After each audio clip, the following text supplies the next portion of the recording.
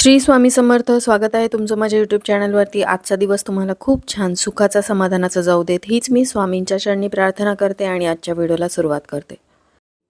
श्री स्वामी समर्थ. नमस्कार मैत्रिणींनो. आजच्या या व्हिडिओमध्ये दिवाळीच्या पाडव्याच्या दिवशी आपल्याला पतीवरून एक वस्तू ओवाळून टाकायची आहे.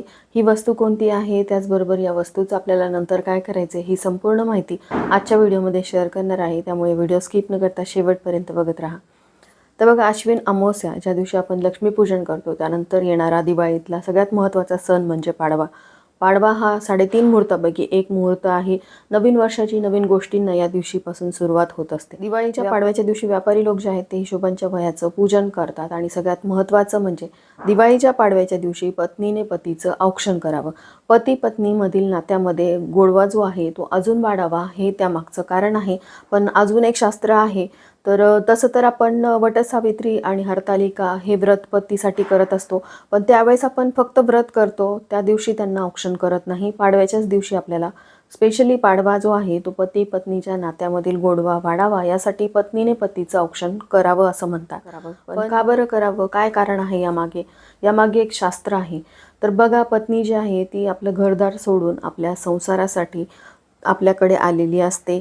प्रत्येक सुखादुःखाच्या क्षणामध्ये ती आपली साथ देते. त्याचबरोबर कितीही मतभेद झाले, कितीही भांडणं झाले तरी दुसऱ्या क्षणाला ती आपल्याला बोलते आणि सगळं काही विसरून आपल्या पतीसाठी, आपल्या संसारासाठी ती झटत असते.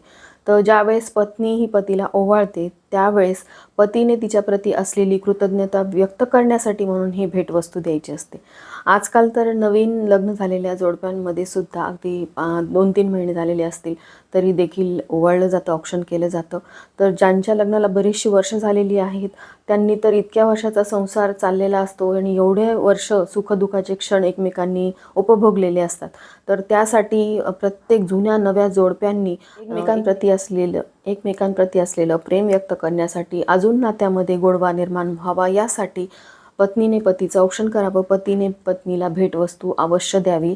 आणि असं नाही की पत्नीला काहीतरी महागडी भेटवस्तूच द्यावी, एखादा गजरा देऊ शकता, एखादी साडी देऊ शकता. तसं तर पाडव्याच्या दिवशी सोनं खरेदी करावं. 3.5 मुहूर्तापैकी एक मुहूर्त असल्यामुळे पाडव्याच्या दिवशी सोनं देखील खरेदी केलं जातं. पण आता प्रत्येकाला सोनं खरेदी करणं शक्य नसेल तर अगदी छोट्या छोट्या गोष्टींनी सुद्धा पत्नी खुश होते. पतीकडून मिळालेली भेटवस्तू तिला अतिशय प्रिय असते, त्यामुळे पतीने ही भेटवस्तू द्यावी. आता पत्नीने ज्यावेळेस औक्षण करायचं आहे त्यावेळेस एक गोष्ट म्हणजे एक वस्तू ओवाळून टाकायची आहे ज्यामुळे पतीचं दीर्घायुष्य वाढणार आहे, त्याचं कल्याण होणार आहे. तर सगळ्यात महत्त्वाचं म्हणजे पाडव्याच्या दिवशी ज्यावेळेस पत्नी पतीचं औक्षण करत असते ती त्याच्या दीर्घायुष्यासाठी, त्याचं कल्याण व्हावं यासाठी.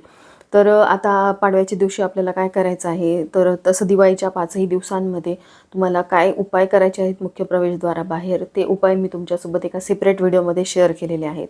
अगदी त्याचप्रमाणे आपल्याला सगळ्या सेवा करायच्या आहेत. उंबरठ्यावरती आपल्याला हळदीचं लेपन करायचं आहे. या दिवशी देवांना अभ्यंग स्नान घालायचं, शाही स्नान घालायचं. पाडवा आहे, पाडवा म्हणजे नवीन गोष्टींची, नवीन वर्षाची सुरुवात असते, त्यामुळे देवांना देखील आपल्याला छान स्नान घालायचं आहे. त्यानंतर या दिवशी पतीला अभ्यंग स्नान घालायचं म्हणजे पतीला आपल्याला उठण्याने अंघोळ घालायची आहे. त्याचबरोबर पाण्यामध्ये थोडंसं पंचगव्य गुलाबजल टाकून या पाण्याने त्याच्या भोवती असलेली नकारात्मकता घालवायची आहे.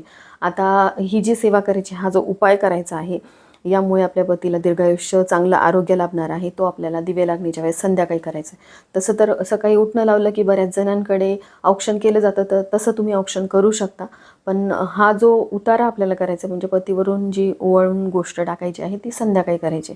संध्याकाळी दिवे लागण्याच्या वेळेस आपल्याला हा उपाय करायचा. तर या उपायासाठी तुम्हाला एक दिवा तयार करायचा आहे. तर त्यासाठी थोडीशी कणिक घ्यायची, त्यामध्ये चिमूटभर हळद टाकायची, मीठसुद्धा टाकू शकता, हरकत नाही. फक्त आपण यमदीपदानासाठी किंवा इतर गोष्टीसाठी जो दिवा तयार करतो उपायासाठी त्याच्यामध्ये आपण मीठ घालत नाही. या उपायासाठी तुम्ही चिमूटभर हळद, मीठसुद्धा घालू शकता. आणि त्यानंतर त्याचा एक आपल्याला दिवा बनवायचा आहे. 3 पार्ट करायचे गोळा केल्यानंतर आणि एका पार्टचा आपल्याला दिवा तयार करायचा, दुसऱ्या 2 पार्टचे आपल्याला मुटके तयार करायचे आहेत. आणि त्यानंतर एक ताट तयार करायचं ज्यामध्ये आपल्याला कुंकू घ्यायचं आहे, अक्षता घ्यायच्या आहेत, सुपारी आणि 1 रुपयाचं नाणं घ्यायचं, आपल्या हातातील अंगठी घ्यायची आहे आणि तो दिवा आणि ते 2 मुटके घ्यायचे आहेत. आता दिवे लागण्याच्या वेळेस आपण देवघरासमोरील दिवा प्रज्वलित करायचा, तुळशीसमोरील दिवा प्रज्वलित करायचा. आपल्या घराच्या अंगणामध्ये दिवे लावायचे आहेत, कारण या दिवशी दिवाळीचा पाडवा आहे. आणि त्यानंतर पत्नीने छान तयार व्हायचं आहे आणि म्हणजे हॉलमध्ये करा किंवा तुम्ही देवघरासमोर सुद्धा हा उपाय करू शकता. जिथे तुम्ही हा उपाय करणार आहात तिथे पाट टाकायचा, त्याभोवती तुम्हाला रांगोळी काढायची आहे. पतीला तिथे बसवायचं, डोक्यावरती टोपी ठेवायची. कधीही असं औक्षण करू नये म्हणतात. हात तरी ठेवावा किंवा एखादा रुमाल ठेवू शकता. आता त्यानंतर सगळ्यात आधी तुम्हाला काय करायचं आहे, एक ताम्हण घ्यायचं. ताम्हणामध्ये तुम्हाला तुमच्या पतीचे पाय धुवायचे आहेत आणि आता पाय धुतल्यानंतर ते तीर्थ आपल्याला प्यायचं आहे. आता कितीही तुमचे मतभेद असले, भांडणं झालेले असले तरी तुम्हाला ही सेवा करायची आहे. यामुळे तुमच्या दोघांच्या नात्यामध्ये अधिकाधिक गोडवा, दृढ भावना निर्माण होते. एवढा हा प्रभावी उपाय आहे. तुम्ही म्हणाल आपण 21व्या शतकात राहतो आणि आपण दोघं एकमेकांच्या बरोबरीने कमवतो, एकमेकांच्या बरोबरीने आपला संसार चालत असतो. मग ही गोष्ट का करायची? तर करायची पूर्वापार चालत आलेल्या परंपरा आहे, त्यामागे शास्त्र आहे. यामुळे आपल्या दोघांच्या नात्यामध्ये गोडवा निर्माण होत असेल तर काय हरकत आहे.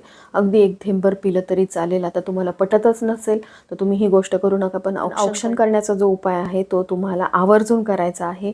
तर हा तुम्ही करू शकता. तर आता पाय धुतल्यानंतर मग पायावरती तुम्हाला हळदी कुंकू अक्षता वाहून घ्यायच्या आहेत आणि त्यानंतर मग तुम्हाला पतीला औक्षण करायचं. जे ताट तयार केलेलं आहे त्या ताटाने आपल्याला औक्षण करायचं. तर सगळ्यात आधी आपल्याला ओलं कुंकू करायचं. ओल्या कुंकूने टिक्का लावायचा, त्यानंतर अक्षता लावायच्या, त्याच अक्षता डोक्यावरती टाकायच्या. आपण जे सोनं घेतलेलं आहे सोन्याने औक्षण करायचं. 1 रुपया आणि सुपारी दोन्ही पण एकदाच घ्यायचं आणि सुरुवातीला कपाळाला लावून असं या दिशेने आणि परत कपाळाला लावून या दिशेने असं 2 वेळा करायचं.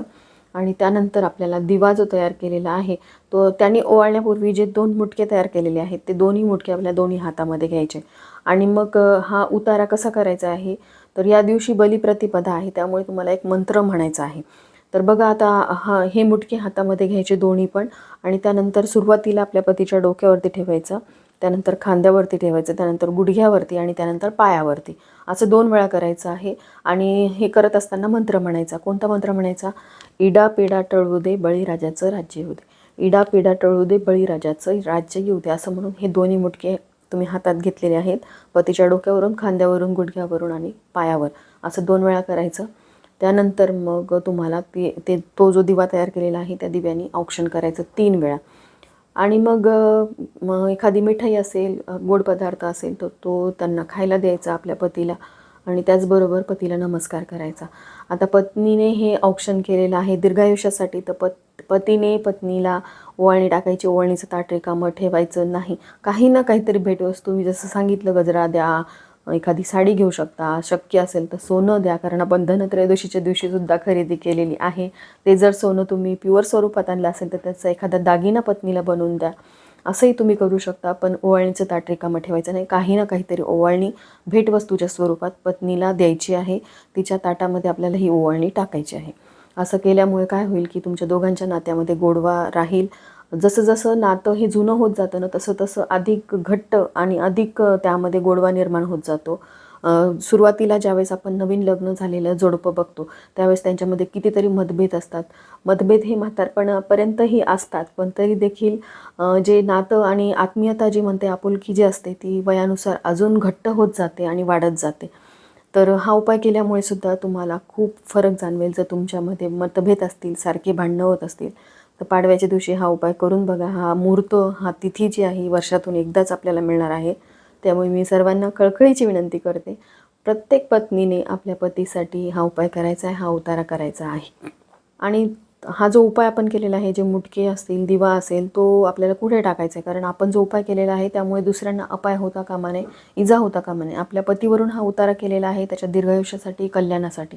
त्यामुळे अशा ठिकाणी टाका जिथे कोणाला त्यामुळे अपाय होणार नाही. तर तुम्ही काय करू शकता की हा जो दिवा आहे आणि मुटके आहेत एखाद्या झाडाखाली दाबून द्या, किंवा तुम्ही निर्माल्यामध्ये, जिथं निर्माल्याचं सामान तुम्ही कलेक्ट करता, म्हणजे देवपूजेचे फुलं असतील किंवा वाती असतील, जळालेल्या वाती वगैरे आपण सेपरेट कलेक्ट करत असतो, त्यामध्ये सुद्धा तुम्ही टाकून देऊ शकता. आणि जेणेकरून मग ते एखाद्या झाडाखाली तुम्हाला दाबता येईल किंवा एखाद्या मातीमध्ये तुम्ही दाबून द्या, त्यामुळे कोणाला इजा होणार नाही. पण डस्टबिनमध्ये किंवा कचऱ्यामध्ये टाकून देऊ नका. यामुळे इतरांना अपाय होऊ शकतो, इतरांना इजा होऊ शकते, म्हणजे आपल्या उतार्यामुळे दुसऱ्यांना त्रास होऊ शकतो. तर अतिशय प्रभावी हा उपाय प्रत्येक पत्नीने पतीसाठी करायचा आहे. आणि उद्याचा दिवाळीच्या पाडव्याला तुम्ही हा उपाय केला तर तुमच्या प्रत्येकाच्या आयुष्यामध्ये खूप सारं प्रेम, आपुलकी आणि गोडवा निर्माण होऊ देत, हीच मी स्वामींच्या चरणी प्रार्थना करते. आणि आजचा हा व्हिडिओ इथंच एंड करते. व्हिडिओ आवडला असेल, हेल्पफुल वाटला असेल तर लाईक शेअर सबस्क्राईब करायला विसरू नका. भेटूयात अशाच एका नवीन व्हिडिओसोबत. तोपर्यंत सर्वांना श्री स्वामी समर्थ.